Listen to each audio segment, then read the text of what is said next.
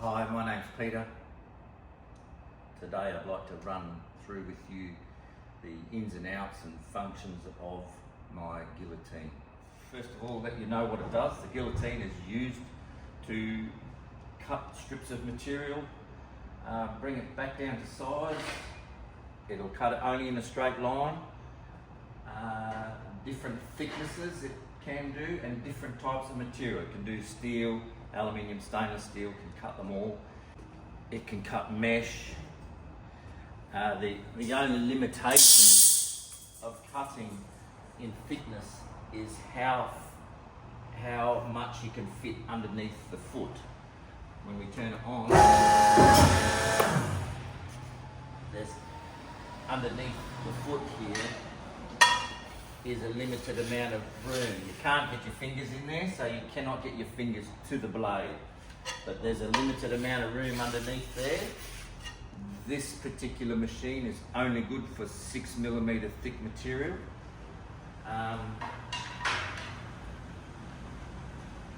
It has two blades, a top blade and a bottom blade, and they basically are scissor action and cut down inside there behind the guard. Okay, two hydraulic rams, you have one on each side, and when you press the control button, it just draws down and cuts the material. On the top of my guillotine, I've made a rack, which it just stores anything left over material, just stores it in the top of it. Just for ease of when you need to do something, just grab it and off we go. Okay, we have a flat bed. There are extensions which fit on here, bolt onto here and come out, so you can lay a big sheet on, but then I've cheated and I've made some correct height aluminium horses that are with carpet on it to sit them on there.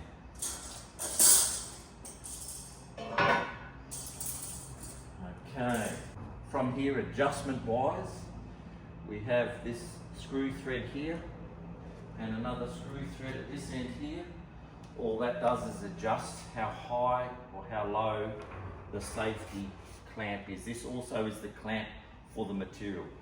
When you press the operation button, the safety guard comes down as well.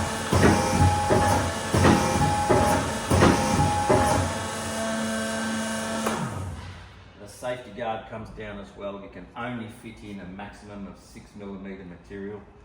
Here's a little bit of 6mm material here. It fits in easily.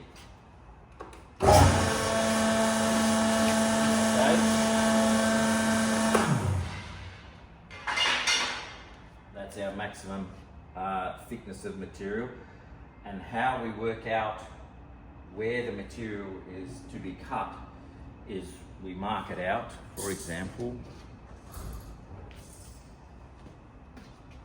I've marked some lines on here. This is my next job. This is the tank body, top and ends. I'll try to put the tank together for you as well, but today is about the guillotine. We've got some marks here, and these marks, they fall inside here. The light comes on, it casts a shadow down. It's called a shadow line. The shadow line doesn't work that well. I prefer not to use that system.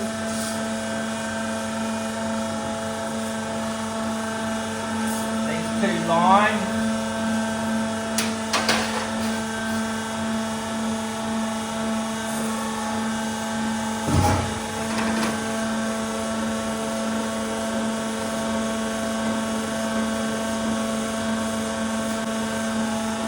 I'll bring you over and show you.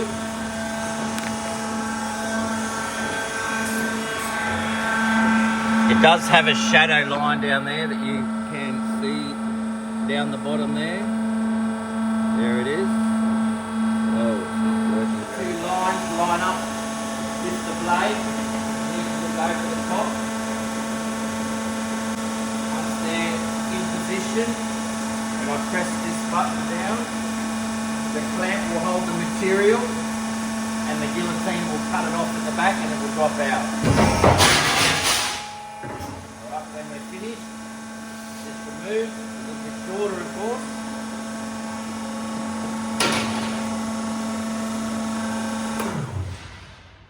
It's actually very difficult to show you with the camera where the line is.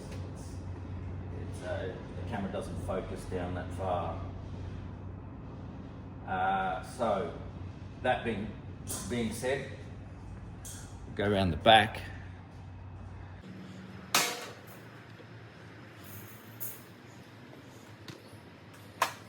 And around the back here, we have some safety magic eyes, so that if you put your hand in here, in the danger area, it'll turn off all by itself.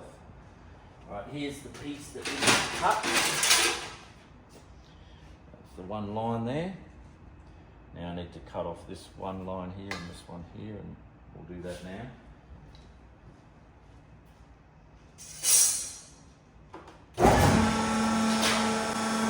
One cut.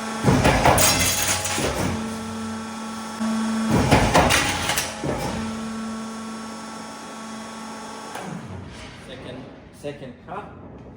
This is the piece that we want. We also made this little ramp up to catch little pieces, and that catches it and drops it into there rather than dropping inside here and you just can't find anything in here. So I'll show you how the little ramp works.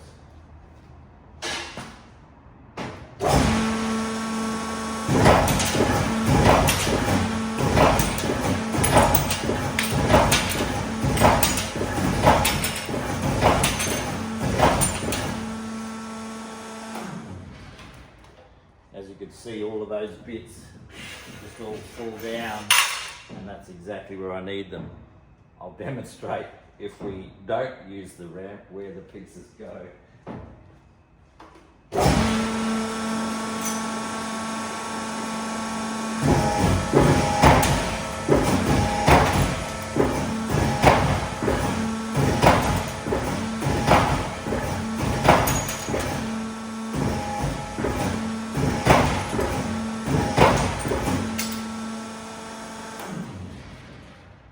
Needless to say, it's much more difficult to find the 12 pieces if they're fallen in underneath somewhere. So working them on the ramp works quite well. I will show you the electric eyes, safety eyes. So if you happen to walk inside the area, the danger area, it will turn off by itself, and then you need to restart it again to turn it on. And that is one high and one down low, and both of them turn the machine off, so if anybody is walking around here, it's safe to get in there. To service the machine, all these panels come out. There's a huge oil reservoir in behind there along with the two ramps. And that makes it all serviceable inside there. Again, that's the rack from the other side with all the materials on there that I need to cut. And right.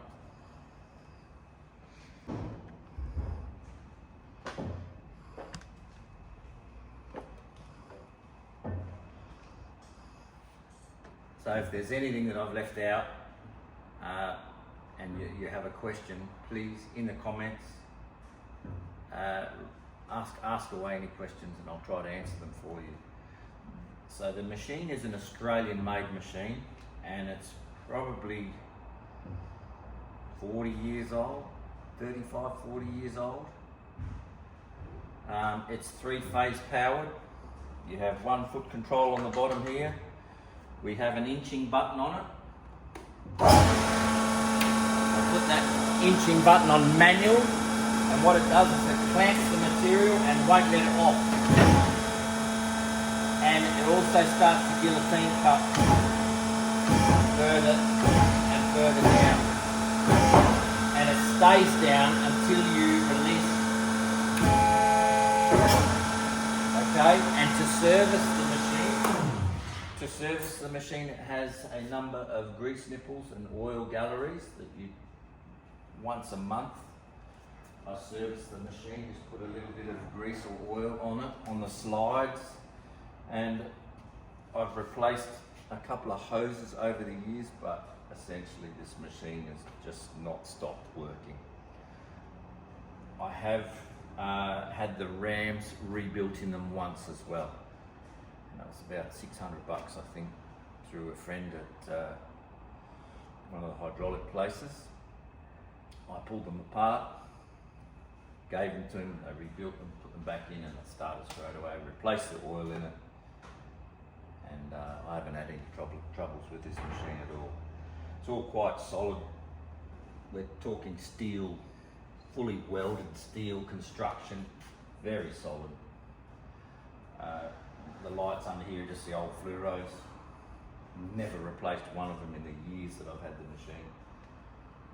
Anyway, thank you for watching. I hope you enjoyed it.